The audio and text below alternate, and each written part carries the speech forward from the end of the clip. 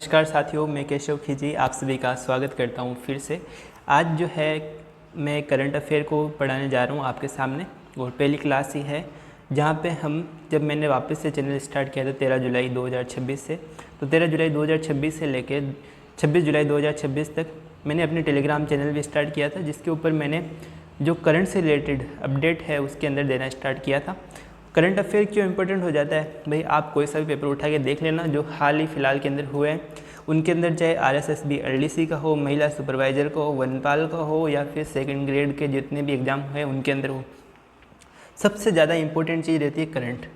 सबसे ज़्यादा मतलब आजकल वेटेज ज़्यादा देने लगे, राजस्थान जीके को भी जो है करंट से रिलेट करके पढ़ रहे हैं। तो जो भी पॉलिटिकल मुद्दे होते हैं उनको पॉलिटिक्स से जोड़ के क्वेश्चन बना दिया जाता है, जो फिर जोग्राफिकल जो हाईलाइट होती है उनको जोड़ के कोई भी योजना होती है जो भी, तो आपको पता ही है तो क्वेश्चन बनते ही हैं। तो इनका करंट का अच्छा हो जाता है, तो इनको पढ़े कैसे? तो वही समस्या देखो मेरी भी है। मैं खुद एक एस्पिरेंट हूँ, झूठ नहीं बोलूँगा आपको। और जो मेरा चैनल है मैं खुद इतना टाइम नहीं दे पाता, लेकिन मैं 5 से 6 चैनल से जुड़ा हुआ हूँ। आप चाहे तो उनको डायरेक्ट ज्वाइन कर लीजिएगा, वहाँ से पढ़ लीजिएगा, कहीं से भी पढ़िए। आपके अगर नानक क्लासेस वगैरह है वहाँ से भी कंटेंट दिया जाता है अच्छा। उसके अलावा जो है उत्कर्ष का चैनल है, उसके अलावा काफ़ी सारे चैनल है। अपने राजपुरोहित सर है, कौन से अपने इधर बाड़मेर के हैं, गणपत राजपुरोहित जो असिस्टेंट प्रोफेसर है, तो वो भी अच्छा करंट बनाते हैं। बूस्ट एकेडमी के कपिल चौधरी सर है, वो भी अच्छा बनाते हैं, सभी अच्छा बनाते हैं। आप किसी को एक को फॉलो कर लीजिएगा, हमसे पढ़ना चाहे तो हमसे पढ़ लीजिएगा, ठीक है। मैं खुद एस्पिरेंट हूँ, खुद तैयारी करता हूँ, खुद पढ़ता हूँ, काफ़ी सारे एग्जाम दिए हैं और अपनी इच्छा के अकॉर्डिंग जॉब लेनी है तो अपनी इच्छा के अकॉर्डिंग मेहनत भी करना पड़ेगा आपको, ये जान लीजिएगा। चलिए अब मैं आपको अपने चैनल का नाम बता देता हूँ। आप टेलीग्राम ज्वाइन मतलब चैनल ओपन करते ही टेलीग्राम ओपन करोगे एप्लीकेशन, तब आपको मेधाग्नि लिखना होगा। मेधाग्नि लिखते ही सर्च कर देना। उसके बाद में जो सबसे पहला जो चैनल आएगा, अभी 7 मेंबर ही है इसके अंदर, तो इसके अंदर आप ज्वाइन कर लीजिएगा। ऐसे नीचे ज्वाइन का आ जाएगा। उसके बाद में जैसे 13 जुलाई को मैंने जो है वापस से स्टार्ट किया था इस पर काम, तो आज जो है मैं 13 जुलाई से लेकर 26 जुलाई तक के सारे जो है इम्पोर्टेंट चीज़ें हैं उसको आपके सामने जो है पढ़ेंगे। मैं खुद भी पढ़ूंगा, आप भी देख लीजिएगा हाइलाइट्स। तो 2 मिनट हो गए, अपन वेट कर लिए 2 मिनट, कोई दिक्कत नहीं है। तो देखिए अभी स्क्रीन पर सबसे पहले देखो किस ग्रह को संध्या का तारा कहा जाता है। संध्या का तारा जो है अपने शुक्र ग्रह का कहा जाता है।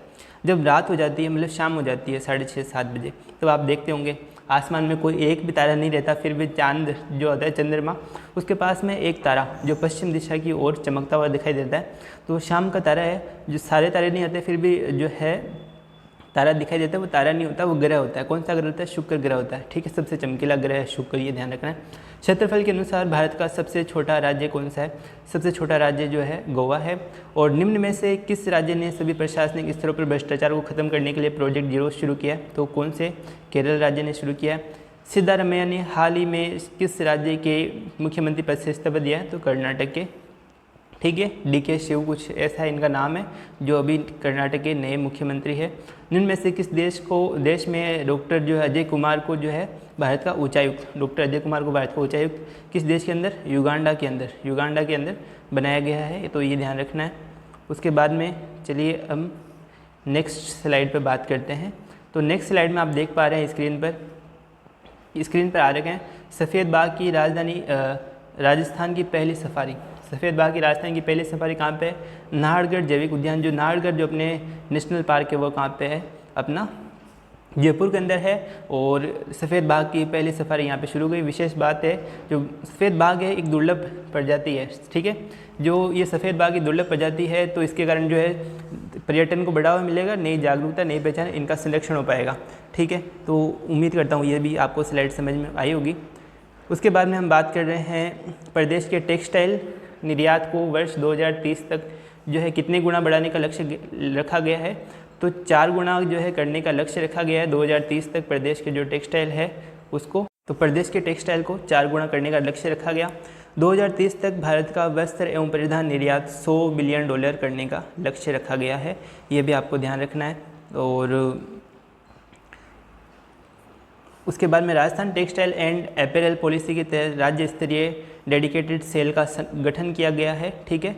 और यहाँ पे जो नीचे क्या है, एक चीज़ आपको ध्यान रखनी है, ऊन उत्पादन में राजस्थान का जो स्थान है, ऊन उत्पादन में राजस्थान का जो स्थान है कौन सा है? 47% जो है योगदान के साथ देश का प्रथम स्थान पे जो राजस्थान है ऊन उत्पादन के अंदर। और कपास उत्पादन में राजस्थान का जो है कौन सा स्थान है, 5वां स्थान है। कपास उत्पादन में कौन सा स्थान है, 5वां स्थान है। तो ये इंपॉर्टेंट फैक्ट है काफ़ी ज़्यादा, ठीक है। क्वेश्चन डायरेक्ट बनता है यहाँ से, डायरेक्ट। उसके बाद में हम बात करते हैं नेक्स्ट स्लाइड पर। नेक्स्ट स्लाइड अपने पास है राजस्थान की जो प्रमुख योजनाएं हैं उनको हम देखने वाले हैं। थोड़ा सा जूम कर लेते हैं अपन ताकि इधर देख सके। तो राजस्थान की प्रमुख योजनाएं का पूर्ण विवरण में इस मैं दे रहा हूँ। मुख्यमंत्री आयुष्मान आरोग्य योजना। मुख्यमंत्री आयुष्मान आरोग्य योजना जो कब शुरू हुई थी, 15 मई 2021 को शुरू हुई थी। शुरू करने वाला राज्य जो है राजस्थान सरकार था। उद्देश्य क्या है, प्रदेश के प्रत्येक परिवार को गुणवत्तापूर्ण स्वास्थ्य सेवाएं जो है प्रदान करना। लाभार्थी राजस्थान के समस्त परिवार के जो है कोई भी आय सीमा इसके अंदर नहीं रखी गई है, समस्त परिवार जो है लाभार्थी रहेंगे इसके। और प्रमुख लाभ जो है प्रति परिवार 25 लाख प्रति वर्ष जो है निःशुल्क उपचार किया जाएगा। 5 लाख तक तो सार्वजनिक था, ठीक है, कहीं पे भी जो सरकारी हॉस्पिटल है। उसके बाद 20 लाख तक जो है निजी अस्पताल के अंदर।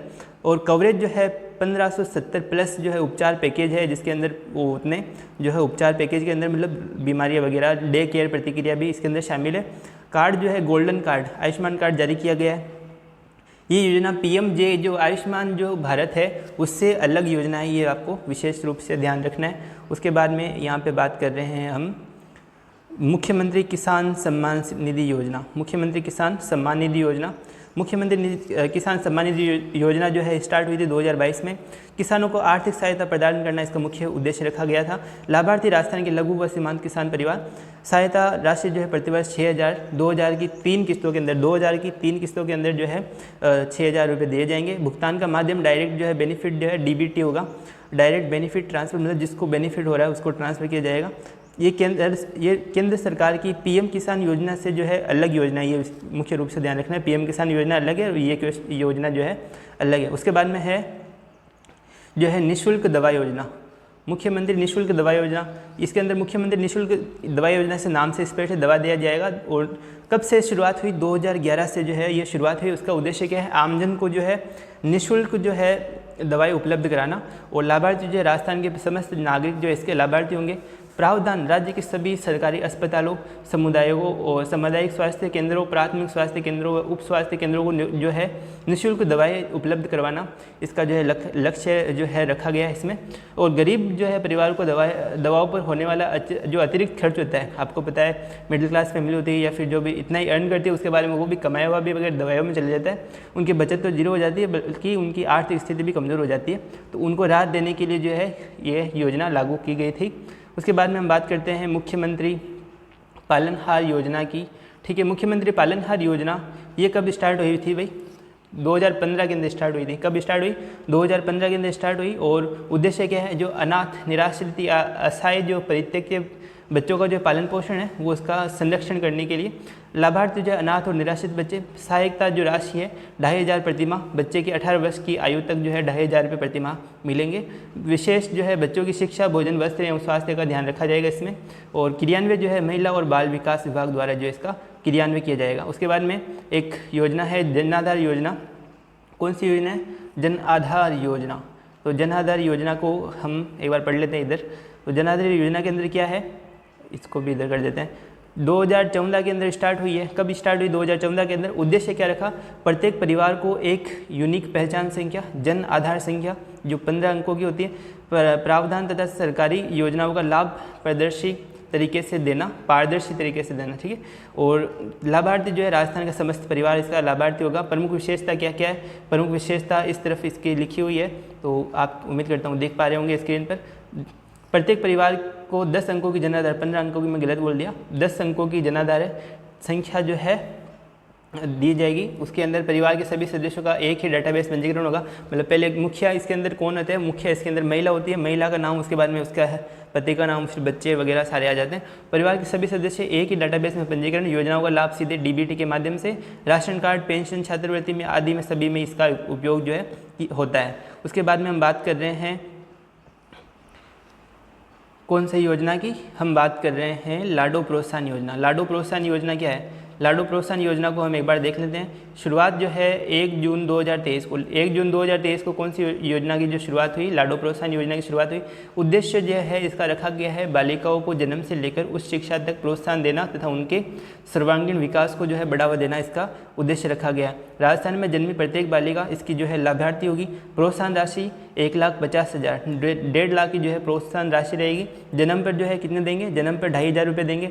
उसके बाद में पहली कक्षा में जो प्रवेश पर जो है 4,000, उसके बाद में छठी कक्षा के अंदर प्रवेश पर 5,000 और उसके बाद में जो है 10वीं कक्षा उत्तीर्ण करने पर जो है 11,000। इस प्रकार से जो है अपन को ये 1.5 लाख रुपए तक की जो है लाडो प्रोत्साहन योजना के तहत ये मिले, लाभार्थी को मिलेगी। 12वीं कक्षा के अंदर उत्तीर्ण करने पर जो है उसको कितनी राशि मिलेगी वो भी देखिए आगे लिखी हुई है इसके अंदर सारी, तो आप देख सकते हैं इसके अंदर। तो 12वीं कक्षा के अंदर 25,000, उसके बाद में जो है ग्रेजुएशन कर लेगी तो 50,000 और स्नातक पोस्ट ग्रेजुएशन करती है, पीजी करती है तो 50,000। तो इस प्रकार जो है 1.5 लाख तक की ये प्रावधान है। वित्तीय प्रावधान राज्य बजट में प्रावधान किया गया है इसका। अब उसके बाद में आती है पंडित दीनदयाल उपाध्याय गरीबी मुक्ति योजना। इसके अंदर कौन सी है, शुरुआत कब हुई थी, 2011 के अंदर। उद्देश्य क्या रखा गया, गरीब परिवारों को गरीबी रेखा के ऊपर, जो BPL बिलो पॉवर्टी लाइन वाले थे, उनको ऊपर उठाना एवं स्थायी आजीविका के साधन उपलब्ध कराना। BPL परिवार इसका लाभार्थी रहेगा। प्रमुख प्रावधान क्या है, आजीविका के लिए ऋण पर सब्सिडी, कौशल विकास, स्वरोजगार को जो है बढ़ावा देना, स्वरोजगार को बढ़ावा देना। क्रियान्वयन कौन करेगा, ग्रामीण विकास एवं पंचायती राज विभाग द्वारा जो इसका क्रियान्वयन किया जाएगा। उम्मीद करता हूँ ये चीज़ भी आपको क्लियर होगी। मुख्यमंत्री निःशुल्क जांच योजना 2021 के अंदर ये भी शुरुआत हुई थी। आमजन को जो है निःशुल्क सेवाएं, जांच सेवाएं उपलब्ध कराना, राजस्थान के समस्त नागरिक इसके लाभार्थी रहेंगे। प्रावधान सरकारी अस्पतालों व स्वास्थ्य संस्थानों पर 109 प्रकार की जो जाँच निःशुल्क, जैसे खून, पेशाब, एक्सरे, जो है CT scan, MRI। CT scan जानते हो, अपने माइंड का होता है, दिमाग के लिए, ऊपर वाले बॉडी के पार्ट के लिए। CT स्कैन हमारी फुल बॉडी का होता है आदि जो है निर्धारित क्या है, निधोरिक्त, मतलब निःशुल्क जांच इनकी होगी। और जांच के खर्च का बोझ जो है समस्त समय पर बीमारी की पहचान, ये है जांच के खर्च का बोझ को समाप्त करना। जांच का जो एक्स्ट्रा खर्च होता है गरीब परिवारों को बोझ लगता है, मतलब लगता है कि कमाई इतनी होती नहीं है, उसके अलावा जांच के अंदर पैसे चले जाते हैं तो उसको उनकी बचत हो और समय पर उनको बीमारी की पहचान हो जाए, तो जांच से पता चलता है क्या दिक्कत है, क्या परेशानी है। उसके बाद में हम बात कर रहे हैं इंदिरा रसोई योजना की। इंदिरा रसोई योजना जो है पता ही आपको 2020 के अंदर शुरू हुई थी और शहरी क्षेत्रों में मजदूर, ग्रामीण गरीबों व ज़रूरतमंदों को कम से कम कीमत पर जो है भोजन उपलब्ध कराना था। लाभार्थी शहरी क्षेत्र के ज़रूरतमंद जो नागरिक है वह है। प्रावधान जो है मात्र 8 रुपये के अंदर, जो है पौष्टिक भोजन, नाश्ता, दोपहर व रात्रि भोजन जो है इसके अंदर लक्ष्य रखा गया है, जो ताकि उनका पेट भर सके। इसका मजदूरों का, गरीब का, जो ज़रूरतमंद है, जिनको आवश्यकता है, जो अफोर्ड नहीं कर सकते खाना। देखो लाइफ है, सभी को कुछ ना कुछ संघर्ष रहते हैं, किसी के लिए खाने तक का भी संघर्ष है, तो बहुत आपको जो कुछ भी मिला है उसके लिए ईश्वर को शुक्रिया जरूर बोलना। स्थान, और अगर आप सक्षम बन जाओ तो चाहे गवर्नमेंट किसी का भला करे ना करे, आप जरूर करना। स्थान जो है प्रमुख शहरों, बस स्टैंड, रेलवे स्टेशन, अस्पतालों के पास जो है यहाँ पे जो है इंदिरा रसोई योजना के जो ओपन किए जाएंगे, क्या योजना का लाभ दिया जाएगा और अलग अलग केंद्र स्थापित किए जाएंगे। उसके बाद में हम इसके आगे बात करते हैं अपने सुजस प्रश्नोत्तरी की, जो ये कब की है, 12 जुलाई की है, जयपुर रविवार को है। तो इसके अंदर देखिए, इसके अंदर पढ़ रहे हैं, वैसे भी हाईलाइट हो रखा है आंसर, तो एक बार आपको नॉलेज रहेगा। विद्युत मांग का सटीक आकलन करने नेटवर्क की बेहतर योजना के लिए राजस्थान के किस विद्युत वितरण निगम में AI तथा डिजिटल दिन तकनीक पर आधारित पायलट परियोजना शुरू की जाएगी, तो वो है अजमेर विद्युत वितरण निगम लिमिटेड के द्वारा जो है AVVNL के द्वारा जो है विद्युत मांग का जो सेटिंग आकलन और नेटवर्क की बेहतर योजना के लिए जो निगम AI द्वारा जो है ये स्टार्ट की जाएगी। तकनीक पायलट परियोजना है ये, इसके द्वारा AVVNL के द्वारा। उसके बाद में हम बात करते हैं नर्मदा जल विवाद प्राधिकरण द्वारा। नर्मदा जल विवाद प्राधिकरण द्वारा किस वर्ष में अवार्ड पारित कर राजस्थान, मध्य प्रदेश और गुजरात और महाराष्ट्र के मध्य जल का ऐतिहासिक आवंटन किया गया था, तो 1979 के अंदर जो है नर्मदा जल विवाद प्राधिकरण का अवार्ड पारित किया गया था, जिसके अंदर राजस्थान, मध्य प्रदेश, गुजरात और महाराष्ट्र जो है ये जो है शामिल थे। उसके बाद में हम बात करते हैं कर संग्रहण प्रणाली में पारदर्शिता लाने के लिए फेसलेस स्क्रूटनी लागू करने वाला राजस्थान देश का पहला राजस्थान देश का कौन सा राज्य बन गया? तो पहला राज्य बन गया, ये आपको ध्यान रखना। राजस्थान देश का कौन सा राज्य बना? तो पहला राज्य बना। उसके बाद में बात कर रहे हैं दिल्ली मुंबई एक्सप्रेसवे से कनेक्टिविटी को बेहतर बनाने के लिए हाल ही में राजस्थान के किस वन्यजीव अभ्यारण्य को बाईपास करते हुए NH52 वन्यजीव अभ्यारण्य को, किस वन्यजीव अभ्यारण्य को तो उसको बाईपास किया NH52 ने। एक नया 8 लेन लिंक रोड बनाने की घोषणा की गई है, तो मुकुंदरा वाइल्ड लाइफ सेंचुरी इसके अंदर जो है इसको बाईपास करते हुए नया जो है 8 लेन जो है लिंक रोड बनाने की घोषणा कर दी है इसके अंदर। उसके बाद में देखो पंचगौरव योजना में एक जिला एक उत्पाद के तहत दौसा जिले का उत्पाद कौन सा है? तो दौसा जिले का उत्पाद जो है पत्थर के उत्पाद है। जो कौन सा है? पत्थर के उत्पाद दौसा जिले के मुख्य उत्पाद है। उम्मीद करता हूँ यहाँ तक सुजस ई प्रश्नोत्तरी कंप्लीट होगी। उसके बाद में हम बात कर रहे हैं देश में पहली बार प्रदेश में AI से चलेगी बिजली सिस्टम, हर घर तक बेहतर सप्लाई का रोडमैप। अभी जो अपन ने बात करी थी वो कौन से ना AVV अनल अजमेर विद्युत वितरण निगम लिमिटेड के द्वारा जो है स्टार्ट किया गया था ये सिस्टम। अब बात करते हैं आगे। मुख्यमंत्री बोले कार्रवाई ऐसी हो जिसकी असर ज़मीनी पर नज़र। टैक्स चोरों पर सीधा वार, राजस्व वसूली के लिए डिकॉय ऑपरेशन चलाए जाएंगे। कौन से डिकॉय ऑपरेशन जो है चलाए जाएंगे? राजस्व जो टैक्स सीधा चोर हो रहा है उसके राजस्व वसूली के लिए। उसके बाद में राजस्थान फेसलेस स्क्रूटनी लागू करने वाला देश का पहला राज्य बन गया। इधर देखिए नीचे हाईलाइट में भी है, थोड़ा सा मैं इसको जूम कर दूं तो देखिए आप देख पाएंगे इधर राजस्थान जो है राजस्थान फेसलेस स्क्रूटनी लागू करने वाला देश का पहला राज्य इसके अंदर बन गया। तो ये आपको ध्यान पड़ा। फेसलेस स्क्रूटनी क्या है और किस लिए है? टैक्स चोरों को सीधा वार, उनको राजस्व वसूली के लिए ये चलाया गया ऑपरेशन है। उसके बाद में राजस्थान ऊन उत्पादन देश के अंदर जो है ऊन उत्पादन में 47% योगदान के साथ प्रथम स्थान पर है और कपास उत्पादन में जो है 5वें स्थान पर है। वर्तमान में अंदर देखा जाए तो वर्तमान में प्रदेश में 1800 से अधिक टेक्सटाइल और ओपरेल यूनिट्स है। राजस्थान का वस्त्र उद्योग अपनी पारंपरिक तकनीकों, हैंड ब्लॉकों, प्रिंटिंग एवं विभिन्न वस्त्रों के लिए विश्व भर में अपनी एक विशिष्ट पहचान रखता है। विश्व भर में अपनी विशिष्ट पहचान। राज्य में विभिन्न टेक्सटाइल उत्पादों का निर्यात किया जा रहा है एवं इस क्षेत्र में निर्यात की अपार संभावना है, जिसके लिए वर्तमान सरकार लगातार प्रयासरत है। तो आपको ध्यान रखना है राजस्थान में ऊन उत्पादन में ऊन उत्पादन के अंदर प्रथम और कपास उत्पादन में कौन सा स्थान है? 5वां। उसके बाद में हम बात करते हैं नेक्स्ट। तो ये देखिए तमिलनाडु के जो है युवा शतरंज खिलाड़ी, इनका नाम है अश्वथ। भारत के 98 जो है ग्रैंड मास्टर बनने का गौरव प्राप्त हुआ। उन्होंने अमेरिका के जो है क्या नाम इसका FM कनन वेगनाथन को काले मोहरों से हराकर अपनी जीत जो है दर्ज कराई है। पूरा नाम जो है इनका अश्वथ है और राज्य कौन सा है? तमिलनाडु, कन्याकुमारी से है। ये भारत के 98 ग्रैंड मास्टर है। उसके बाद में उपलब्धि का वर्ष 2026 है। अंतिम जीए जो है norm Pune international GM round robin 2026 और अंक जो है 9 में से जो है 7 अंक लेकर दूसरे स्थान पर आए हैं। GM बनने की शर्त 3 GM नॉर्म और 2500 प्लस फाइड येलो। विशेष तथ्य अश्वथ ने कम उम्र में शतरंज खेलना शुरू किया। ये उपलब्धि भारत के 100 ग्रैंड मास्टर के लक्ष्य की ओर एक बड़ा कदम है। तो 98 तो अपने पास ये है ही है, अब 99, 100, 2 और बाकी है ग्रैंड मास्टर। तो उम्मीद करता हूँ जल्द देखने को मिलेंगे आपको। सारे जो है अच्छे कर रहे हैं आजकल तो ग्रैंड मास्टर बन रहे हैं, तो आप भी बनो कुछ यार। मैं भी बनूंगा बिल्कुल। राजस्थान महत्वपूर्ण और तथ्य व प्रोजेक्ट की हम बात करते हैं तो राजस्थान के अंदर जो है ऊन उत्पादन में राजस्थान का देश में प्रथम स्थान है। कपास उत्पादन में भी बात की थी। ऊन उत्पादन में कितने प्रतिशत योगदान से? तो 47%। ये आपको ध्यान रखना, 47%। कपास उत्पादन राजस्थान का देश में 5वां स्थान है। कौन सा स्थान है? 5वां स्थान। उसके बाद में नर्मदा जल समझौता हुआ था, तो अभी हमने बात कर दी कौन से मध्य प्रदेश, राजस्थान, गुजरात, महाराष्ट्र के बीच हुआ था। कब हुआ था? 1959 में। एक बार के लिए उस स्लाइड को वापस से देख लेते हैं। नर्मदा जल क्योंकि 1979 में, ठीक है 1979 के अंदर हुआ था, क्योंकि मैं भी इंसान हूँ, गलती हो जाती है। तो उसके बाद में देखो पांचना बांध कहाँ पे है? ये जीके के अंदर इंपॉर्टेंट है। पांचना बांध करौली के अंदर है। उसके बाद में हम बात करते हैं किशाऊ बांध प्रोजेक्ट जो है लाभार्थी राजस्थान, दिल्ली, हरियाणा, उत्तर प्रदेश, उत्तराखंड और हिमाचल प्रदेश, ये इसके जो है लाभार्थी किशाऊ बांध प्रोजेक्ट है। यमुना जल प्रोजेक्ट शेखावटी के 3 जिले चूरू, सीकर, झुंझुनू और ये जिले जो है इसके लाभान्वित है। उसके बाद में दुनिया के 10 खुशहाल शहरों की सूची में जयपुर का कौन सा स्थान है? तो जो हैप्पी इंडेक्स आता है, हैप्पीस्ट सिटीज़, उसके अंदर जयपुर जो है 6 स्थान पर जो है रैंक कर रही है, तो इतनी ज़्यादा खुशहाल है भाई जयपुर अपना। तो माउंट आबू का नाम बदलकर जो है आबूराज रखा गया है। माउंट आबू का नाम बदलकर क्या रखा गया है? आबूराज रखा गया है, ये ध्यान रखना है। तत्वों का सार, क्विक समरी जो है नवीनतम तथ्य आबूराज का नामकरण।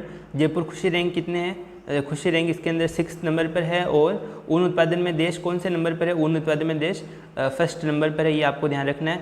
उसके बाद में हम बात कर रहे हैं नर्मदा कौन से इधर अन्य मुख्य परियोजना एवं तथ्य की किसाऊ बांध की विस्तृत जानकारी हम इधर ले रहे हैं। लाभार्थी राज्य जो है अपने राजस्थान हो गया, दिल्ली हो गया, हरियाणा हो गया, उत्तर प्रदेश हो गया, उत्तराखंड हो गया, हिमाचल प्रदेश हो गया। ये शॉर्ट फॉर्म के अंदर लिखा हुआ है, रदी है, उ है, हिमाचल, मतलब ये देख लेना आप जो भी। परियोजना का उद्देश्य जो है जल आपूर्ति और बिजली आपूर्ति उत्पादन करना। भाई ये जो बांध वगैरह बनाए जाते हैं ये ऐसे बना दिए जाते हैं कि जो नहर का मतलब नदियों का पानी रोक के बांध बनाया जा रहा है। ये तो जो सिंचाई के लिए, जल विद्युत के लिए, ठीक है। उसके अलावा जो पेयजल की सुविधा उपलब्ध कराने के लिए, इसी कारण जो है इनको किया जाता है। इतना बड़ा खर्च, बहुत ज़्यादा खर्च आता है भाई इसके अंदर। महत्वपूर्णता जो है राष्ट्रीय स्तर की एक प्रमुख परियोजना है नर्मदा समझौता। राज्यों की स्थिति ये देख पा रहे हैं अपन, मध्य प्रदेश, राजस्थान, गुजरात, महाराष्ट्र जो इसके अंदर है। और ये अपना नर्मदा समझौता है इन राज्यों के बीच में। आप मैप के अंदर भी इनको समझ सकते हैं, ठीक है। ये राजस्थान आ गया, मध्य प्रदेश, गुजरात और महाराष्ट्र। उसके बाद में हम बात करते हैं अगली स्लाइड पर। सूजस प्रश्नोत्तरी 13 जुलाई 2026 की है। बिल्कुल आप सीएं बना के रखिएगा और हो सके तो आप किस्तों के अंदर देख लीजिएगा, आपको एक साथ नहीं देख सके तो। कि करंट अफेयर की 13 जुलाई 2026 से 26 जुलाई 2026 तक हम सारे करंट अफेयर को कंप्लीट करेंगे। इसके अंदर देखिए, देश में आधुनिक तकनीक और नवाचारों को बढ़ावा देते हुए सस्टेनेबल इंफ्रास्ट्रक्चर के तहत अब तक सड़क निर्माण में लगभग कितने टन कचरे का उपयोग हुआ है? तो 80 लाख टन का जो है उपयोग हुआ है किसके अंदर? सड़क निर्माण के अंदर। आपको पता होगा जो वेस्ट मैनेजमेंट होता है, नगर पालिका वो इनको वेस्ट मैनेजमेंट का पूरा काम संभालती है, जिसके अंदर जो है वेस्ट मैनेजमेंट के अंदर जो कचरा बचता है उसका उपयोग करना पड़ता है कहीं ना कहीं पर, नहीं तो एक जगह जमा होके और वो बहुत ज़्यादा तादाद के अंदर हो जाता है। तो इनका प्रबंधन भी हो जाता है और जो सड़क बनाने के अंदर काम में भी आगे गड्ढे भी भर गए, ठीक है। तो 80 लाख टन जो है इसका उपयोग किया गया। उसके बाद में हम बात करते हैं देश के किसानों को योजनाओं का लाभ एक ही डिजिटल प्लेटफॉर्म पर सुगमता से उपलब्ध कराने के लिए राज्य सरकार द्वारा कौन सा पोर्टल विकसित किया है? तो किसान साथी ऐप, राजस्थान किसान साथी ऐप जो है डाउनलोड कर लीजिएगा अगर आपको जो है सारी योजनाओं का लाभ एक ही डिजिटल प्लेटफॉर्म पे चाहिए तो उसके लिए। तो ये हो गया अपने पास राजस्थान किसान साथी ऐप। उसके अंदर हम देख पा रहे हैं आगे नेक्स्ट है राजस्थान सरकार की महत्वाकांक्षी रामजल सेतु लिंक परियोजना के प्रथम चरण से प्रदेश के कितने जिले लाभान्वित होंगे? तो अभी जो है रामजल सेतु लिंक परियोजना है प्रथम चरण पे चल रही है और प्रदेश के अंदर जो है 17 जिले जो है इसके लाभान्वित होंगे रामजल सेतु से। प्रदेश के 152 नगरीय निकाय में पुराने कचरे के वैज्ञानिक निस्तारण के लिए कुल कितने करोड़ रुपए की परियोजना का क्रियान्वयन किया जाएगा? नगरीय निकाय में 310 करोड़ रुपए की जो है अभी मैंने बात की थी, जो कुल पुराने कचरे के वैज्ञानिक निस्तारण के लिए कुल कितने करोड़ रुपए का? तो 310 करोड़ रुपए का जो है जो इसका परियोजना का क्रियान्वयन किया जाएगा। पंचगौरव योजना देखो बहुत ज़्यादा इंपॉर्टेंट है, अभी पहले भी आया था। पंचगौरव योजना में एक जिला एक उत्पाद के तहत जयपुर जिले का उत्पाद क्या है? तो ये भी पूछा जा सकता है। रत्नाभूषण, जयपुर के अंदर यही है ज्वेलरी वगैरह, तो रत्नाभूषण आ गया अपने पंचगौरव योजना के तहत। जयपुर जिले का जो है उत्पाद कौन सा है? रत्नाभूषण, ये ध्यान रखना है आपको। यहाँ तक अपनी सुजस प्रश्नोत्तरी कंप्लीट हो गई। अब हम बात करते हैं केंद्रीय मंत्री जो है कौन है? अपने नितिन गडकरी ने कहा सड़क बनाने में 80 लाख टन कचरे का उपयोग पहले ही किया जा चुका है। हमने तय किया है कि 2027 खत्म होने तक जितना भी ठोस कचरा है उसका उपयोग कहाँ पे करेंगे? सड़क बनाने में जो है इसका उपयोग किया जाएगा। और दिल्ली में ऐसे 4 पहाड़ है, ये देखकर अच्छा नहीं लगता। अपने तो यहाँ पे कर रहे हैं लेकिन 2027 तक खत्म होगा। अभी मैंने बताया था ये जो है कचरा अपशिष्ट जो रहेगा फिर ऐसे पहाड़ बनते जाएंगे डिगर, तो वो भी एक पर्यावरण के लिए सही नहीं है। तो उसको भी वेस्ट मैनेजमेंट के अंदर आता है, वैज्ञानिक तरीकों से इसका निस्तारण किया जाएगा। अब हम बात करते हैं मुख्य प्रदेश के किसानों को कृषि क्या है? प्रदेश के किसानों को कृषि उद्यानिकी विपणन विभाग और सभी सरकारी योजनाओं, अनुदान और सेवाओं का लाभ एक ही प्लेटफॉर्म डिजिटल सुगमता से उपलब्ध कराने के लिए राजस्थान सरकार ने कौन सा एप्लीकेशन जारी किया है? राजस्थान किसान साथी एप्लीकेशन जारी किया। भाई ध्यान रखना है, करंट अफेयर की दृष्टि से काफ़ी महत्वपूर्ण हो जाता है। मुख्य विशेषता क्या है? मुख्य विशेषता और लाभ, एकल खिड़की सुविधा, किसान एक ही पोर्टल के माध्यम से कृषि, बागवानी, पशुपालन और कृषि विपणन विभाग की विभिन्न योजनाओं के लिए आवेदन कर सकता है। पेपरलेस और पारदर्शी प्रक्रिया, ठीक है। कृषि करने में आसानी, easy of doing for farming पहल के तहत पूरी आवेदन प्रक्रिया को ऑनलाइन, सुगम और पूरी तरह से कागज रहित, पेपरलेस बनाया गया। दस्तावेजों से मुक्ति, और इस पोर्टल पर जन आधार कार्ड के एकीकृत होने से किसान को बार बार बुनियादी सरकार के दस्तावेज अपलोड करने से आवश्यकता नहीं। मतलब जन आधार के अंदर अपने जो भी चीज़ें पहले से अपलोड होती हैं वहीं से ये चीज़ें उठा लेता है, ताकि बार बार अपलोड करने की आवश्यकता नहीं है, बार बार भागने की आवश्यकता नहीं है, ये लेके आओ, वो लेके आओ, फॉर्म भरना। तो योजना का डायरेक्ट फ़ायदा और आसान हो जाएगी इससे चीज़ें। वास्तविक समय ट्रैकिंग, मतलब रियल टाइम ट्रैकिंग हो सकती है आसान। किसान घर बैठे अपने आवेदन की स्थिति जांच करता है एप्लीकेशन के थ्रू कि आवेदन कहाँ तक पहुँचा, नहीं पहुँचा, अप्रूव हुआ, नहीं हुआ। SMS के जरिए जो है जानकारी प्राप्त कर सकता है। सीधा लाभ हस्तांतरण DBT, इसके माध्यम से कृषि उपकरण, पाइपलाइन, खेत तलाई, डिगी आदि पर मिलने वाली सब्सिडी और वित्तीय सहायता का भुगतान सीधे किसान के बैंक खाते में किया जाएगा, सीधा बैंक खाते में। अब देखिए रामजल सेतु लिंक परियोजना संशोधित किसका है, पार्वती काली सिंध चंबल लिंक परियोजना का संशोधित जो है रूप कौन सा है, रामजल लिंक सेतु परियोजना। रामजल लिंक सेतु परियोजना किसका है, पार्वती काली सिंध चंबल लिंक परियोजना का संशोधित रूप है। राजस्थान मध्य प्रदेश के मध्य समझौता हुआ था 17 दिसंबर 2024 को। परियोजना के प्रथम चरण में राजस्थान के 17 जिलों के 3.25 करोड़ आबादी, 3.25 करोड़ आबादी के पेयजल सुविधा हेतु उपलब्ध करवाई जाएगी। इस परियोजना के तहत चंबल नदी पर 2.3 किलोमीटर लंबा एक्वाडक्ट जो है निर्मित किया जा रहा है।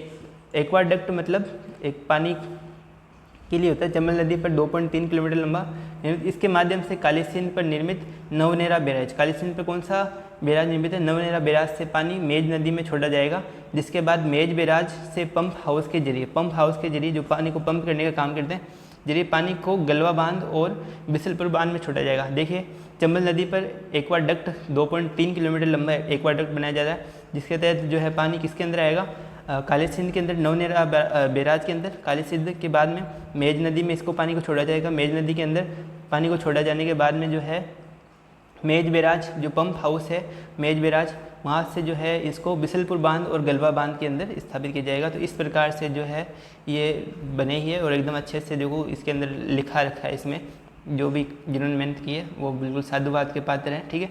तो उसके बाद में हम बात करते हैं राजस्थान कचरे के पुराने ढेरों से मुक्ति। पुराने ढेरों से मुक्ति, राजस्थान को कचरे के पुराने ढेरों से पूरी तरह मुक्त कराने और शहरों को जो स्वच्छ और सुंदर बनाने के लिए राज्य सरकार ने एक बड़ी पहल की। केंद्र सरकार के स्वच्छ भारत मिशन 2.0 के जीरो डंप साइट मिशन के तहत प्रदेश के 152 नगरीय निकायों में वर्षों में से जमा करीब 75 lakh cubic metre legacy waste जो को वैज्ञानिक तरीकों से साफ करने की 310 करोड़ रुपए के प्रोजेक्ट की शुरुआत की गई। अब उम्मीद कर रहे हैं कि बस गवर्नमेंट 310 करोड़ के जो बजट की प्रावधान तो निकाल दिया, लेकिन जो बीच के अंदर बिचौलिए आ जाते हैं और फिर बड़े बड़े मतलब जो भी नगर पालिका के अंदर राजस्व अधिकारी होगा उसके पास फंड जाएगा, वो सोचेगा यार 310 करोड़ रुपए आ गए, 1-2 करोड़ रुपए अपन कर ले तो क्या है। उसके बाद में धीरे धीरे जैसे जैसे मेन जो कार्यवाहक होता है जिसको कार्य करना होता है उस तक पहुँचते तो बहुत कम अमाउंट रह जाता है, योजना से इसे लाभ नहीं मिल पाता है। तो भ्रष्टाचार कम हो देश के अंदर, उसी अच्छे युवा आए, अच्छे काम करे, ठीक है। इस महत्वाकांक्षी परियोजनाओं का मुख्य उद्देश्य बायो माइनिंग तकनीक के जरिए दशकों पुराने कचरे के पहाड़ों को ख़त्म करना है। इसके साथ ही कचरा मुक्त होने वाली बेशकीमती शहरी ज़मीन पर आधुनिक वेस्ट प्रोसेसिंग प्लांट स्थापित किए जाएंगे ताकि भविष्य में दोबारा वहाँ कचरे के ढेर न लगे। अगर देखो मैं राजस्व अधिकारी होता या फिर मेरे पास नगर पालिका अधिनियम का या फिर कुछ ऐसा मतलब पूरा पावर होता तो मैं वेस्ट का मैनेजमेंट कैसे करता, मैं इस प्रकार करता कि मतलब मैं जो बड़े बड़े पहाड़ या ढेर लगे हुए हैं तो कुछ ऐसी खदानें ढूंढता, खाने ढूंढता जो भी बंद है और वहाँ से कुछ नहीं निकलता, काफ़ी ज़्यादा गहरी जा चुकी है। तो उन खदानों को जो है मैं उन पहाड़ से जो वेस्ट रहता उनको भर देता, या फिर सड़कें के जो गड्ढे हैं वहाँ पे वैज्ञानिक तरीक़ों से कुछ भी केमिकल प्रोसेस के थ्रू उनको जो है सड़क के अंदर निर्माण में काम लेता, जो भी लिया जा रहा है अभी वर्तमान के अंदर, अभी बात करी थी अपन ने, ठीक है। तो इस प्रकार जो यूज में ले सकता था, ये तो मैंने ऐसे बता दिया, ठीक है। अपन को कौन बनाए, ऐसी किसी को नहीं बनाएगा भाई, आपको मेहनत करनी पड़ेगी, ठीक है। बायो माइनिंग तकनीक के जरिए दशकों पुराने कचरे के पहाड़ को ख़त्म करना, इसके साथ ही कचरा मुक्त होने वाली बेशकीमती शहरी ज़मीन पर आधुनिक वेस्ट प्रोसेसिंग प्लांट स्थापित किए जाएंगे ताकि भविष्य में दोबारा वहाँ कचरे की ढेर न लगे। ठीक है, वहाँ पे वापस से कचरे के ढेर लग जाएंगे अगर प्लांट विकसित नहीं करेगा, तो प्रोसेसिंग प्लांट भी, वेस्ट प्रोसेसिंग प्लांट विकसित किया जाएगा और बायोमाइनिंग तकनीक के जरिए से जो है पहाड़ों को जो है ख़त्म किया जाएगा। उसके बाद में हम बात कर रहे हैं Indian Asian U23 athletics championship 2026 Ordos China secure 4th place on the chart. ये 4थे स्थान पे अपने जो है आई है। उसके बाद में प्रथम, देखो ये इसके ऊपर ही है, प्रथम एशियाई अंडर-23 एथलेटिक चैंपियनशिप 2026 चीन के ओडोर्स में आयोजित हुआ था और 9 से 12 जुलाई तक अपने चला था। प्रथम एशियाई अंडर-23 एथलेटिक चैंपियनशिप 2026 भारत दल ने शानदार प्रदर्शन करते हुए कुल 16 पदक, 3 स्वर्ण 4 रजत और 9 कांसे, 3 स्वर्ण 4 रजत और 9 कांसे, काफ़ी ज़्यादा इंपॉर्टेंट। ठीक है, तो बहुत ज़्यादा इंपॉर्टेंट है ये न्यूज़, आपको पढ़नी है। उसके बाद में देखिए इसके अंदर 3 स्वर्ण है, 4 रजत है, 9 कांसे है, अपने नाम किए और पदक तालिका में 4था स्थान हासिल किया। स्वर्ण जो है, स्वर्ण पदक विजेता गोल्ड मेडल कौन कौन है? Mixed 4x4 400 4x400 metre relay team आस्तिक प्रधान सेंड्रमोल साबू, सेतु मिश्रा और श्रवण सचिन सांगले की टीम ने चीन को 0.10 सेकंड से पछाड़कर इतिहास का पहला स्वर्ण पदक दिलाया। समय जो है 3 मिनट 18.64 सेकंड है। ठीक है ना, बहुत इसके अंदर मिली के अंदर भी है ना सेकंड को नापा जाता है भाई, देख लो।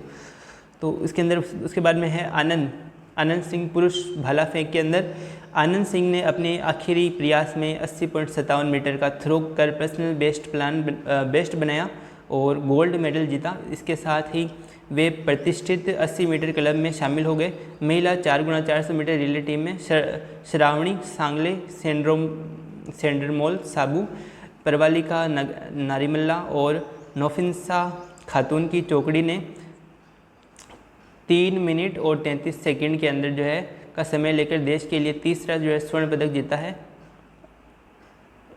ये अपन को ध्यान रखना है। उसके बाद में बात करते हैं रजत पदक विजेता। रजत पदक कौन है? शिवाजी परशुराम। इन्होंने लंबी दूरी की दौड़ में कमाल करते हुए पुरुषों की 5000 मीटर स्पर्धा सहित कुल 2 रजत पदक अपने नाम किए हैं। 4x400 मीटर रिले टीम आस्तिक प्रधान, सारन मेधावर्णन, सेतु मिश्रा और अमन चौधरी की टीम ने ये जो है इतने समय के अंदर जो है रजत जीता है और ये बाकी आप देख सकते हैं, पढ़ सकते हैं। प्रमुख कांस्य विजेता है शिवम लोहरन, भरत प्रीत सिंह, प्राची देवकर, अभय सिंह, श्रावणी सचिन सांगले और हेडल्स। तो ये इसके जो है प्रमुख हुए हैं। उसके बाद में हम बात करते हैं, तो यहाँ तक की बात क्लियर होगी आपको, एक बार के लिए आप वापस से देख लीजिएगा। लेकिन मेन चीज़ ये ध्यान रखनी है, 16 पदक जब अपने जीते हैं 9 से 12 जुलाई के बीच में हुआ था। 23वां जो है एथलेटिक चैंपियनशिप 2026 प्रथम एशियाई अंडर-23 चौथा स्थान हासिल किया है अपने भारत ने और 3 स्वर्ण 4 रजत और 9 कांस्य पदक लेके आए हैं। कौन कौन लेके आए हैं उनका जो नेम हाईलाइट है ना वो तो आपको पढ़नी है, ध्यान रखनी है, स्क्रीनशॉट ले लीजिएगा, कुछ भी कर लीजिएगा। देखो चीन के अंदर 23 15 रजत 13 कांस्य और 51 पदक जीतकर चीन जो है मेज़बानी भी चीन ने की और चीन जो है टॉप पर था। इसके अंदर चीन जो है टॉप पर भी रहा और मेज़बानी भी इसने की, होस्ट भी इसने किया। उसके बाद में जापान है, जापान ने 7 तो स्वर्ण 7 गोल्ड लेके आया, 8 जो रजत है और 7 जो है कांस्य है, तो 22 मेडल जिसने जीते। उसके बाद में जो है उज्बेकिस्तान जो आ गया जिसने 5 स्वर्ण पदक जीते। उसके बाद में भारत है, भारत ने 3 स्वर्ण पदक 4 रजत और 9 कांस्य, तो ये अपने 16 पदक कुल जीते हैं। और टॉप पर कौन है? टॉप पर चाइना ही है, चाइना ने होस्ट किया, चाइना ही देखो फर्स्ट पे आ गया, ये बात होती है। तो उसके बाद में हम बात करते हैं अगली स्लाइड के ऊपर।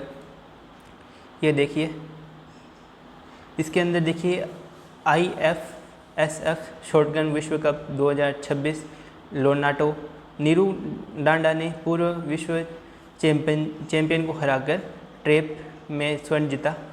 ठीक है, और भारतीय शूटर ने ओलंपियन कैरोल कॉमनियर से मिली कड़ी चुनौती को सामना किया। पेरिस 2024 ओलंपिक की सिल्वर मेडलिस्ट सिल्वाना इस ट्रेन को 8वें स्थान पर रही है और ये इसकी जो है मुख्य हाइलाइट्स है, तो आप स्क्रीन पर देख भी सकते हैं। इटली के लानोट शनिवार के अंदर, ये 11 जुलाई 2026 की बात है, जहाँ पे कौन सा हुआ, IFSF शॉटगन वर्ल्ड कप 2026 में। और नीरू डांडा जो है ने महिलाओं के ट्रैप इवेंट में स्वर्ण पदक जीतकर भारत को पदक खाता खोला। और ISSF वर्ल्ड कप में नीरू डांडा का पहला व्यक्तिगत पदक था और उनके करियर का कुल मिलाकर दूसरा पदक था ये, तो बहुत अच्छी बात है ये अपने लिए भी, ठीक है। देश का नाम होता है तो अपना भी कुछ गर्व होता है अपन को भी। क्वालिफाई 125 में से 121 पॉइंट के साथ फाइनल में पहुंचने के बाद नीरू ने 8 महिला खिलाड़ियों के फाइनल में भी अपना अच्छा प्रदर्शन जारी रखा। और भारतीय मशहूर शूटर जो भी ये दो सारे थे, मेन जो है ये इनका नाम रखना है नीरू डांडा, मेन जो हेडिंग है मैंने आपके सामने रख दी। उसके बाद में अपन बात कर रहे हैं ये एग्ज़ाम गाइड की। एग्ज़ाम गाइड के अंदर देखिए, नज़र डाल लेते हैं एक बार।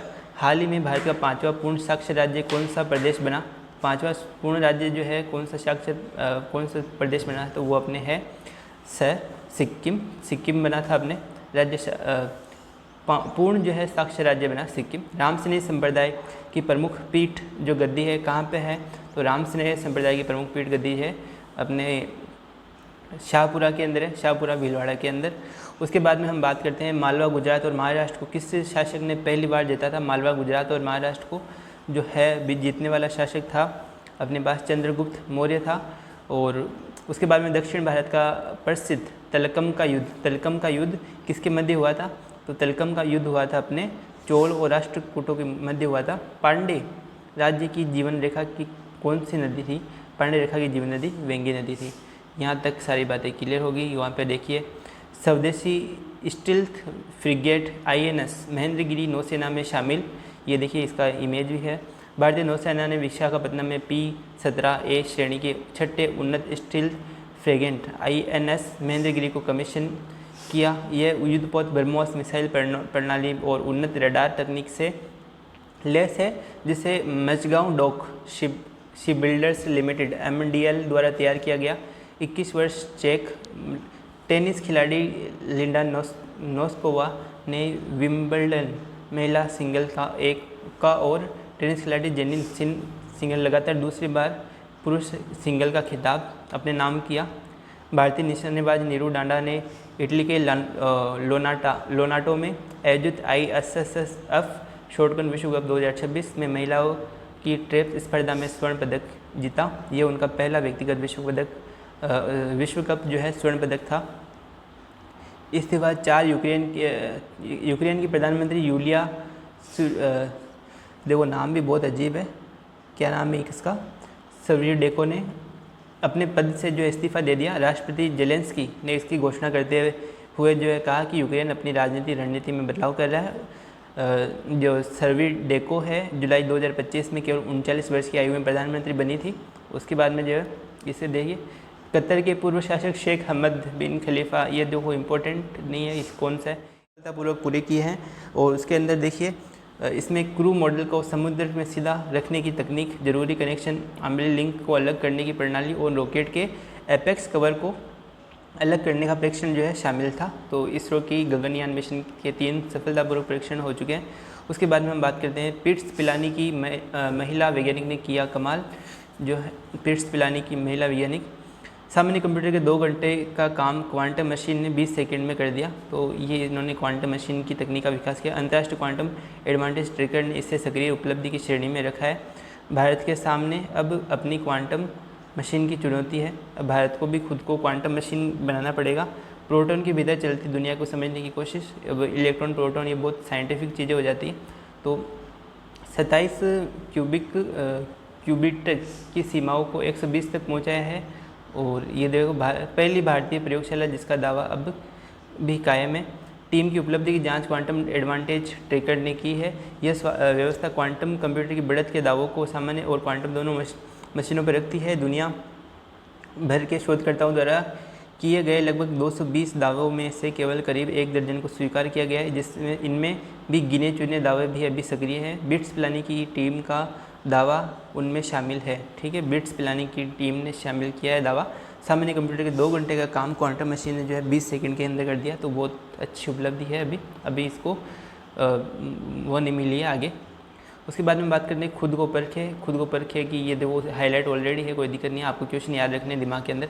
दुनिया की पहली हफ्ते में एक बार ली जाने वाली बेसल इंसुलिन अविकली किस देश ने लॉन्च करी? तो भारत ने लॉन्च करी है। हफ्ते में एक बार ली जाने वाली बेसल इंसुलिन है ये, और लॉन्च किसने करी? भारत ने। उसके बाद में ULLAS new India literacy programme और NEP 2020 के तहत भारत का छठा पूरी तरह से साक्षर राज्य कौन सा बना? तो छठा पूरी तरह से साक्षर राज्य जो है उत्तराखंड बना। और 5वां कौन सा बना था? अभी मैंने बात करी थी, 5वां सिक्किम बना। दृष्टि 10 स्टारलाइन अनमेंड एरियल व्हीकल मुख्य रूप से किस तरह के मिशन के लिए बनाया गया था? तो इंटेलिजेंस, सर्विलांस और टोही के लिए जो है ये मिशन बनाया गया। नियोनेटल स्पेसिस की किस तरह की बीमारी है जो हाल ही में खबरों में रही है? तो ये जो है रक्त प्रवाह संक्रमण की बीमारी है। क्या नाम है इसका? Neonatal sepsis. उसके बाद में इसके अंदर आ गया वर्ष 2030 तक पूरी तरह टीबी मुक्त हो जाएगा राजस्थान। तो राजस्थान के अंदर टीबी मुक्त होने का ये कार्यक्रम चल रहा है। और राज्यपाल जो है हरिभाऊ बागड़े ने टीबी मुक्त राजस्थान के जो है पंचायतवार प्रभाती जो है मॉनिटरिंग किए जाने के निर्देश दिए हैं। इस दौरान उन्होंने कहा कि प्रधानमंत्री नरेंद्र मोदी की संशा के अनुरूप समाज के हर वर्ग को साथ लेकर इस बीमारी के प्रति फैले डर और भेदभाव को दूर किया जाएगा। आंकड़ों में नहीं, व्यवहार में प्रत्यक्ष मरीज पर ध्यान देने पर जोर दिया तथा कहा कि टीबी को पूरी तरह से ख़त्म किया जाए। तो ये टीबी मुक्त के लिए है। राज्यपाल लोकमतन में टीबी उन्मूलन के लिए जनभागीदारी को सुदृढ़ करने के लिए राष्ट्रीय क्षय उन्मूलन की प्रगति की समीक्षा कर रहे हैं। ठीक है, तो ये चीज़ों के देश में सर्वाधिक एक्सरे स्क्रीनिंग राजस्थान में 95% ग्राम पंचायतें हुई टीबी मुक्त। और 2030 तक जो है टीबी मुक्त करने का लक्ष्य रखा गया है। और पोषण सहायता राशि अब 1000 रुपये। मुख्य सचिव जो अपने श्रीनिवास है, वी श्रीनिवास, कहा कि विश्व में टीबी के खिलाफ लड़ाई में भारत के प्रयास आज रोल मॉडल हो रहे हैं। और ये प्रभावी चिकित्सा मिले हैं। चिकित्सा एवं स्वास्थ्य प्रमुख सचिव गायत्री राठौड़ ने बताया कि भारत सरकार द्वारा टीबी मुक्त जो भारत के तहत पोषण सहकार राशि 500 रुपये से बढ़ाकर 1000 रुपये कर दी गई है। कितने से? 500 रुपये से बढ़ाकर 1000। शहरों में टीबी मुक्त वार्ड अभियान शुरू होगा। और राष्ट्रीय स्वास्थ्य मिशन निदेशक जोगर राग ने कहा कि शहरों के स्थानीय निकाय में टीबी मुक्त वार्ड अभियान चालू किए जाएंगे। और इन्होंने ऐसा कुछ किया। सूचना एवं जनसंपर्क आयुक्त राकेश कुमार ने बताया कि प्रिंट, इलेक्ट्रॉनिक और सोशल मीडिया में निरंतर प्रभावी वातावरण निर्माण किया जाएगा, मतलब अवेयरनेस फैलाई जाएगी जैसे भी। तो 2030 तक टीबी मुक्त का जो है होगा। और पहले 500 रुपये थी, अभी 1000 रुपये कर दी गई है। इसकी जो है क्या थी? सहायक राशि थी। टीबी मुक्त भारत के तहत पोषण सहकार राशि थी 500 को 1000 कर दिया गया। उसके बाद हम देख रहे हैं अपने पास 14 जुलाई 2026 की सुजस ई प्रश्नोत्तरी 145 सहकारी आधारित डिजिटल सेवा मॉडल भारत टैक्सी प्लेटफॉर्म प्रदेश की किस शहर में विकसित किया गया? तो ये जयपुर के अंदर विकसित किया गया। रामजल सेतु लिंक परियोजना के तहत चंबल एक्वाडक्ट राजस्थान के किन 2 जिलों को आपस में जोड़ता है? तो कोटा और बूंदी को आपस में जोड़ेगा। राजस्थान सरकार द्वारा जीरो डंप साइट के राष्ट्रीय लक्ष्य को साकार करने के लिए प्रदेश के नगरीय निकायों में कुल कितने लाख घन मीटर लेगेसी वेस्ट पुराने कचरे से मुक्ति पाने का लक्ष्य रखा गया है? तो 75 लाख जो है घन मीटर लेगेसी वेस्ट से मुक्ति पाने का जो है लक्ष्य रखा गया है। ये भी आपको ध्यान रखना है। उसके बाद में हम बात करते हैं राज्य सरकार ने विभिन्न सेवा नियमों में संशोधित करते हुए कार्मिकों को पदोन्नति के पर्याप्त अवसर देने के लिए निर्धारित अनुभव में कितने वर्ष की छूट प्रदान की? तो 2 वर्ष की छूट प्रदान की है। पंचगौरव योजना में एक जिला एक उत्पाद के तहत झुंझुनू जिले का उत्पाद कौन सा है? तो झुंझुनू जिले का उत्पाद है लकड़ी के हस्तशिल्प उत्पाद। ठीक है, लकड़ी के हस्तशिल्प उत्पाद किसके? झुंझुनू के हैं। और जयपुर का कौन सा था? जयपुर का जो था रत्नाभूषण था, ये अपने बात करी थी। उसके बाद में भारत टैक्सी 17,000 वाहन चालक जुड़े। निजी टैक्सी मॉडल के एकाधिकार से आमजन और वाहन चालकों को जो है मुक्ति दिलाने के लिए जयपुर में भारत टैक्सी प्लेटफॉर्म विकसित किया जाएगा। सहकारिता आधारित इस डिजिटल सेवा मॉडल से अब तक जो है 17,000 कैब, ऑटो और बाइक चालक जुड़ चुके हैं। ये आपको ध्यान रखना है। भारत टैक्सी है, एक 17,000 वाहन चालक जुड़े हैं इससे, और निजी टैक्सी मॉडल है। एकाधिकार से आमजन वाहन चालकों की मुक्ति दिलाने के लिए जयपुर में भारत टैक्सी प्लेटफॉर्म विकसित किया गया।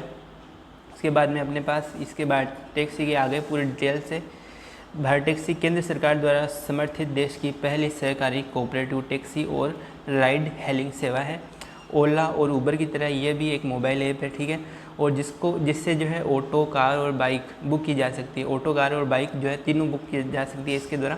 इसका मुख्य उद्देश्य ड्राइवरों को बिना किसी कमीशन के 100% कमाई। देखो ओला और उबर है ना, जो है ड्राइवर से कमीशन लेती है, खुद तो काम कुछ नहीं करती, लेकिन ड्राइवर जो है उनको कमा के दे रहा है बड़ी बड़ी कंपनियों को, जिसके अंदर जो मूल चालक है उसको तो बहुत कम, जैसे 250 रुपये की आपने यात्रा करी तो 250 रुपये में से जो मात्र जो है 150 रुपये जो है उसको चालक को मिलते हैं, बाकी के ऊपर के जो रुपये हैं, मतलब 150 रुपये कंपनी को जाते हैं, 100 रुपये उस चालक को मिलते हैं। ऐसा कुछ इनका रेशियो है, कुछ ना कुछ रेशियो रहता है, और बाकी तो इसके अंदर कंपनी का ज़्यादा फ़ायदा होता है। तो इसके अंदर इसको कम करने के लिए 100% कमाई देने के लिए किनको, जो टैक्सी वगैरह ड्राइव करते हैं वो ऑटो, कार और बाइक को, तो उनके लिए फ़ायदे का सौदा ये यात्री को सर्ज प्राइसिंग, अचानक किराया बढ़ने से बचाना है। भारत टैक्सी की प्रमुख विशेषताएं जो है जीरो कमीशन मॉडल, इसके अंदर जीरो कमीशन मॉडल है, ये सबसे पहले ध्यान रखना है।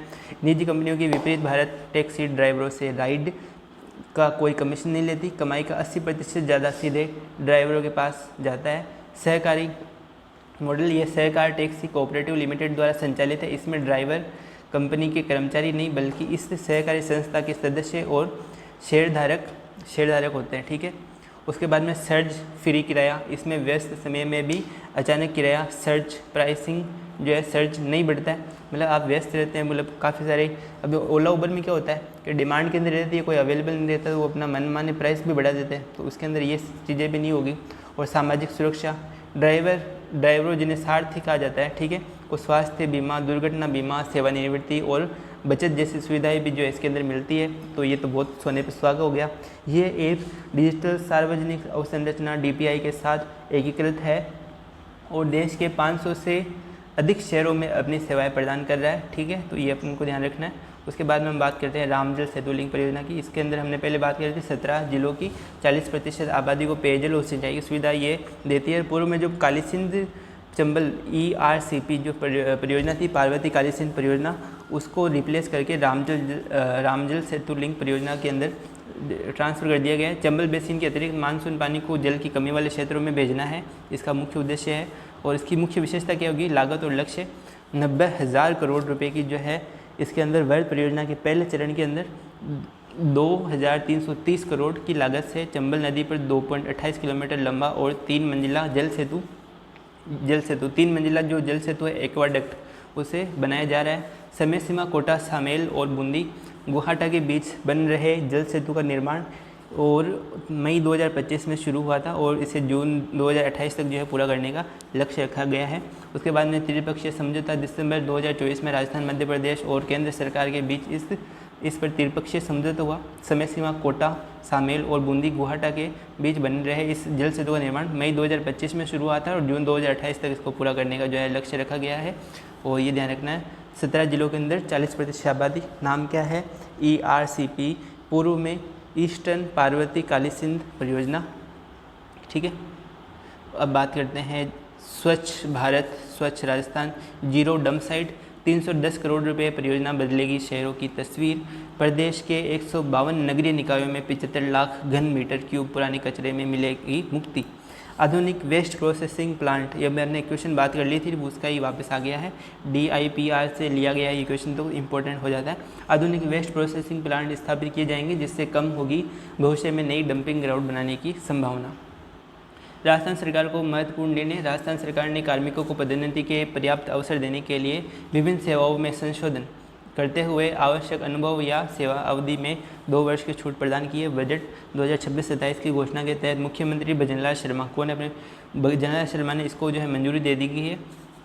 उसके बाद में जिन कर्मचारियों ने विभागीय पदोन्नति सीमा DPC वर्ष 2023-24, 24-25 और 25-26 के दौरान इस छूट का लाभ पहले से ही उठा लिया है, उन्हें इस बार इसका पात्र नहीं माना जाएगा। तो क्या है, राजस्थान सरकार की महत्वपूर्ण निधि है पदोन्नति के पर्याप्त अवसर देने के लिए, प्रमोशन के लिए और विभिन्न सेवा नियमों में संशोधन करते हुए आवश्यक अनुभव या सेवा अवधि के आधार पर 2 वर्ष की छूट प्रदान करेंगे इसके अंदर। उसके बाद में हम बात करेंगे जयपुर बना वलाइस हैप्पीएस्ट सिटी। हाँ, वर्ल्ड हैप्पीएस्ट सिटी जो है जयपुर बना कौन से स्थान पे था? 6ठे स्थान पे था। खुशहाली शहर अपने जयपुर है। मुख्य समाचार टाइम आउट के वर्ष 2026 के सर्वेक्षण के अनुसार राजस्थान की राजधानी जयपुर को वलाइस हैप्पीएस्ट सिटीज़ की सूची में वलाइस हैप्पी सिटीज़ की सूची के अंदर 6ठा स्थान प्राप्त हुआ है। इसके साथ ही जयपुर शीर्ष 10 में स्थान बनाने वाला भारत का एकमात्र शहर है। उसके बाद में भारत का सर्वेक्षण रैंकिंग, ये रैंकिंग टाइम आउट द्वारा जारी वलाइस happiest cities 2026 world's happiest cities 2026 सर्वेक्षण के अंतर्गत प्रकाशित की गई है। वर्ल्ड्स है ये, ठीक है ना, ये थोड़ा सा गलती है, टाइपिंग में इशू है। जयपुर की रैंकिंग, जयपुर को वैश्विक स्तर पर 6ठा स्थान प्राप्त हुआ है, जो उसके सशक्त समुदाय जीवंत सांस्कृतिक विरासत और उच्च गुणवत्ता वाले जो है शहरी अनुभवों को जो दर्शाती है। शीर्ष में 10 सबसे खुशहाल शहरों की सूची में शामिल होने वाला भारत का एकमात्र शहर रहा है अपने जयपुर। शीर्ष स्थान इस सर्वेक्षण में इंग्लैंड का जो है बाथ शहर प्रथम स्थान पर रहा। तो कौन सा शहर? इंग्लैंड का बाथ शहर प्रथम स्थान पर रहा। और उसके बाद में जयपुर, ये राजस्थान हवा महल है अपना। हैप्पीएस्ट सिटीज़ के अंदर बाथ इंग्लैंड का फर्स्ट स्थान पे। उसके बाद में पनामा सिटी, उसके बाद में ग्वाडलहरा जो है मेक्सिको के अंदर, मेडेलिन जो है कोलंबिया के अंदर और कराको जो है पोलैंड के अंदर। उसके बाद में जयपुर 6ठे स्थान पे है ये, शिकागो USA के अंदर, केप टाउन दक्षिण अफ्रीका, शंघाई जो अपने चीन के अंदर है और गेथेनबर्ग जो है स्वीडन के अंदर है। तो ये जो है वर्ल्ड की हैप्पीएस्ट सिटीज़ है, 10 खुशहाल शहर जो सबसे टॉप पर है। बाथ इंग्लैंड का है और 6ठे स्थान पर अपना जयपुर भारत का। उसके बाद में हम बात करते हैं एग्ज़ाम गाइड की, जो अपने पास है। मानगढ़ धाम राजस्थान के किस जिले में स्थित है? तो ये आपको पता है होना चाहिए। मानगढ़ धाम जो राजस्थान के बांसवाड़ा के अंदर स्थित है। राजस्थान के कौन से में? बांसवाड़ा में स्थित है मानगढ़, तो इधर बी हो जाएगा। खुजराहो के मंदिर का निर्माण किस वंश के शासन काल में हुआ था? तो खुजराहो के मंदिर का निर्माण जो है चंदेल के शासनकाल में होता। विक्टोरिया जलप्रपात किस नदी से संबद्ध है? विक्टोरिया जलप्रपात जो है अपने जाम्बेजी से संबंधित है। कोरकू किस प्रदेश का लोक नृत्य है? कोरकू जो है मध्य प्रदेश का लोक नृत्य है। कोरकू किस प्रदेश का लोक नृत्य है? मध्य प्रदेश का, ठीक है। कोरकू मध्य प्रदेश का लोक नृत्य हो गया। साबरीमाला मंदिर किस राज्य में स्थित है? साबरीमाला मंदिर बहुत प्रसिद्ध मंदिर है, अपने केरल राज्य के अंदर है ये साबरीमाला मंदिर, तो ये भी आप ध्यान रख सकते हैं। उसके बाद में जो है जुलाई 2026 की प्रमुख जो समसामयिकी रही थी, उसी को भी हम एक बार चर्चा में ले लेते हैं। क्लास लंबी हो जाएगी लेकिन इम्पोर्टेंट है सारी चीज़ें, तो उम्मीद करता हूँ ये सारी चीज़ें आपने देख ली है। Time out, world news, Bharat tax सेवा देख ली, जीरो डाउन साइड देख लिया, उसके बाद राजस्थान किसान साथी पोर्टल भी देख लिया, रामजल सेतु भी देख लिया। तो सारी चीज़ें पड़ी हुई है, तो मुझे नहीं लगता वापस से इनको बताना चाहिए। आप जब ज्वाइन करेंगे तब देख लीजिएगा। सुजस पर्सनैलिटी में ग्राम रथ अभियान 2026, ये जरूर देख लीजिएगा एक बार। इसके अंदर क्या है? इसके अंदर जो है ग्राम रथ अभियान का शुभारंभ जो है, ग्राम रथ अभियान शुभारंभ किस दिन हुआ? 27 अप्रैल 2026 को हुआ था। सिलिकोसिस पीड़ित हितपधारी को क्या है हो जाता है, हितप को मृत्यु हो जाती है तो 3 लाख रुपये उसके तहत दिए जाएंगे। उसके बाद में निम्न में से कौन सा हेल्पलाइन नंबर जो है श्रमिकों की शिकायत निवारण के लिए जारी किया गया है?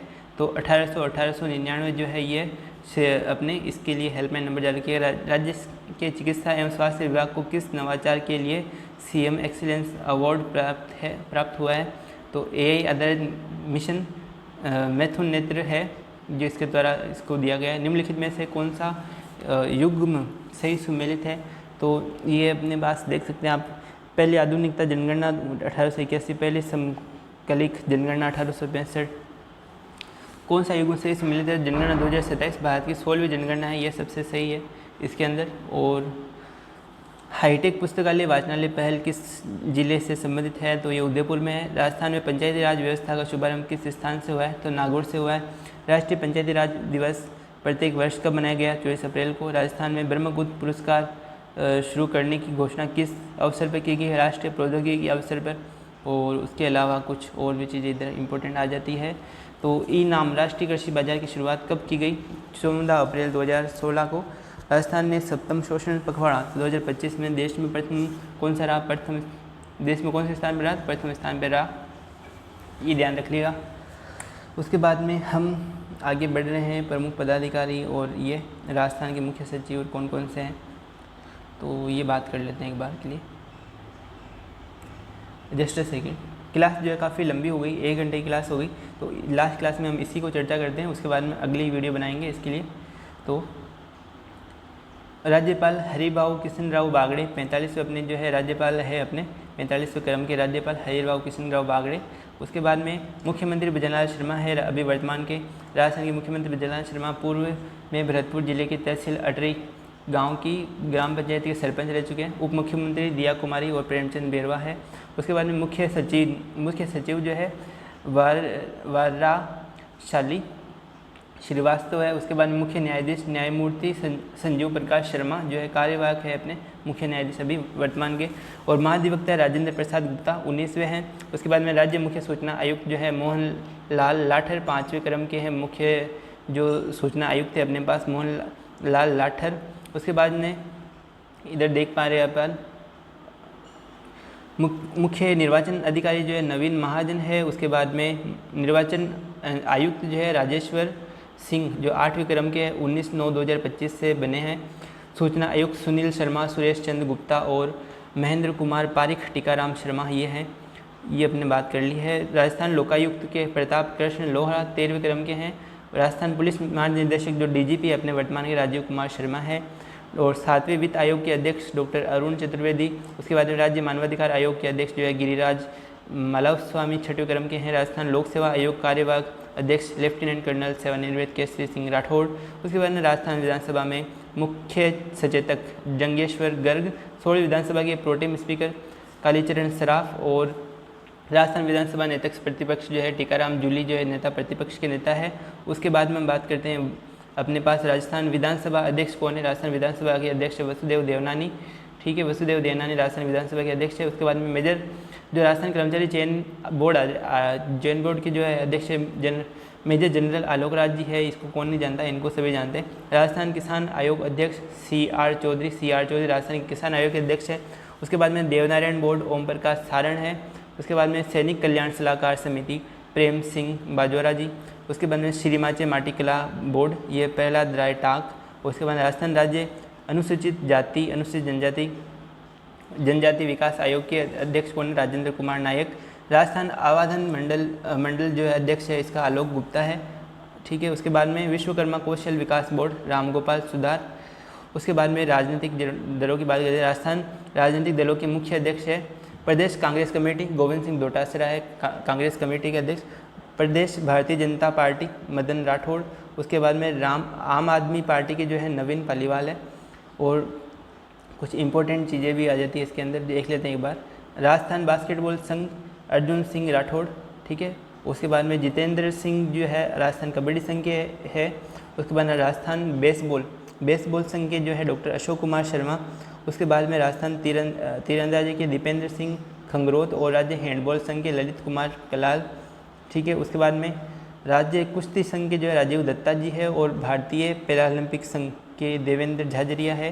तो यहाँ तक की जो बातें अपन ने कंप्लीट कर ली है और एक घंटे की जो क्लास हो चुकी है तो काफ़ी ज़्यादा लंबी हो गई, तो अपन इसको यहीं तक समाप्त करते हैं। उम्मीद करता हूँ आप सभी को अच्छा लगा होगा क्लास, और नेक्स्ट क्लास आज ही आ जाएगी बहुत जल्दी।